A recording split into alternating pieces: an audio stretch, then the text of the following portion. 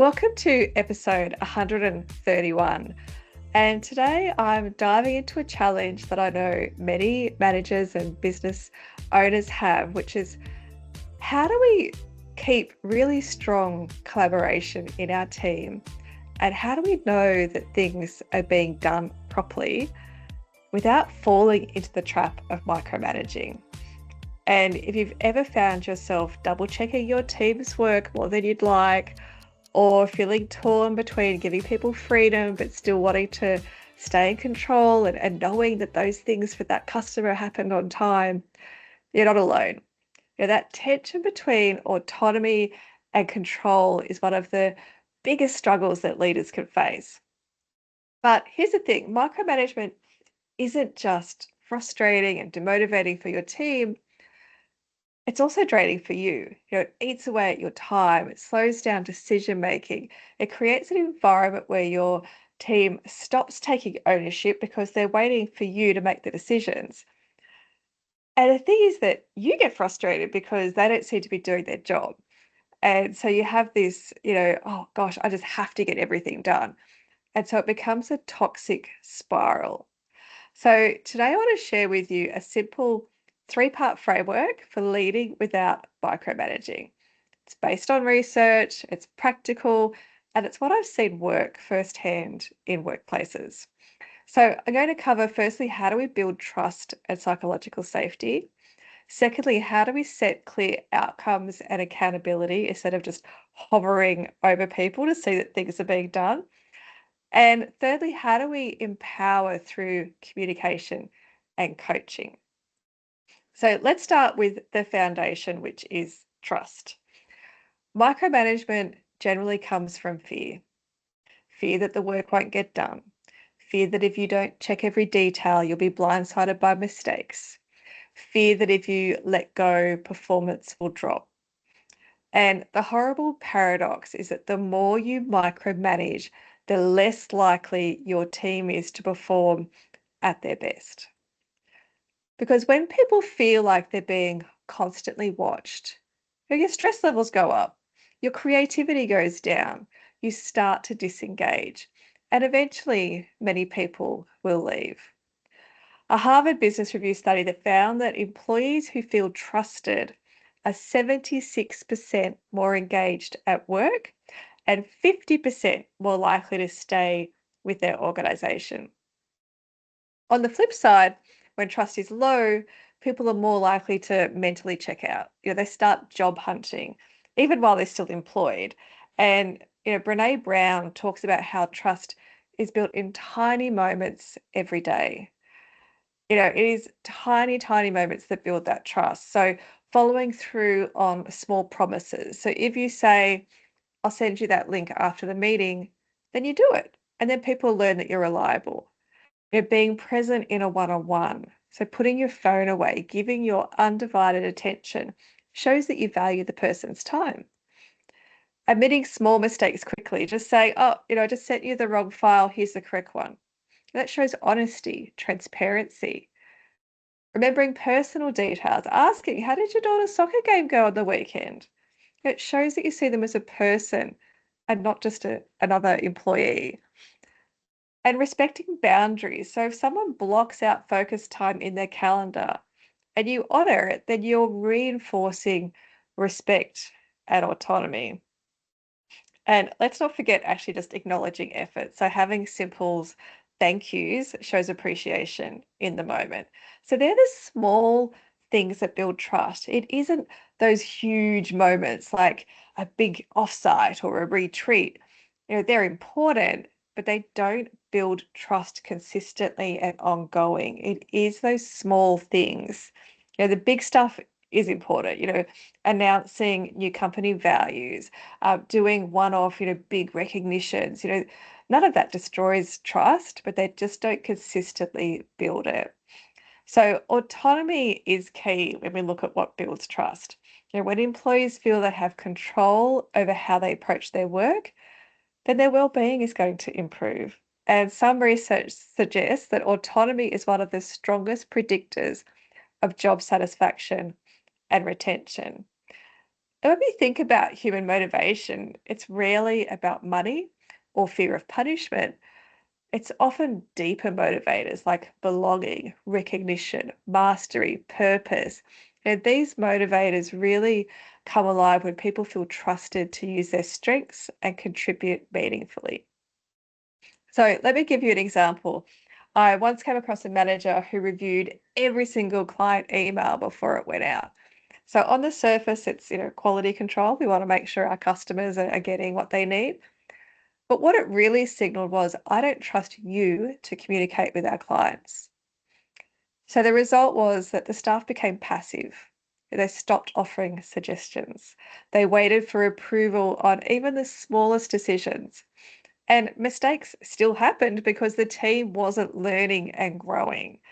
Trust is built through autonomy, and part of that means having a psychologically safe workplace where mistakes are learning opportunities, questions are encouraged, and people feel safe to try. Now, let's move to the second part of the framework, which is outcomes and accountability. Micromanagers often believe that control comes from monitoring every detail, but in reality, control comes from clarity. If people don't know what success looks like, they can't deliver it. And this is where many managers fall into the trap. They give tasks instead of outcomes. They say, do it like this, instead of, here's what I need, how would you approach it? And let's think about remote teams for a moment. You simply can't micromanage a remote team. Well, not very effectively. You can't look over their shoulder. The only way to lead well in that environment is through clear goals and outcome-based leadership. And it's not just remote teams. High performers really do crave clarity and trust. If they're second guessed, they're walking out the door, even if they're only mentally walking out and not physically. And some research conducted in 2025, and it was in the IT sector, it showed that lack of autonomy is one of the top reasons employees leave organizations. And this is consistent with other research that I've also seen over the years. So, how do you shift from tasks to outcomes? First, define what success looks like. So, not just finish the report by Friday, but deliver a report that highlights 3 insights we can act on immediately with recommendations for next steps. Second, set up accountability loops. So instead of hovering and asking questions all the time, create regular check-ins where the team updates you on the progress against those outcomes.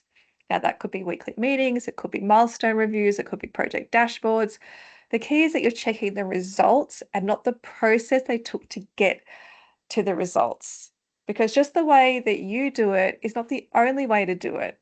People can do things in different ways and still get the same outcome. And there's a great tool called the Levels of Delegation model.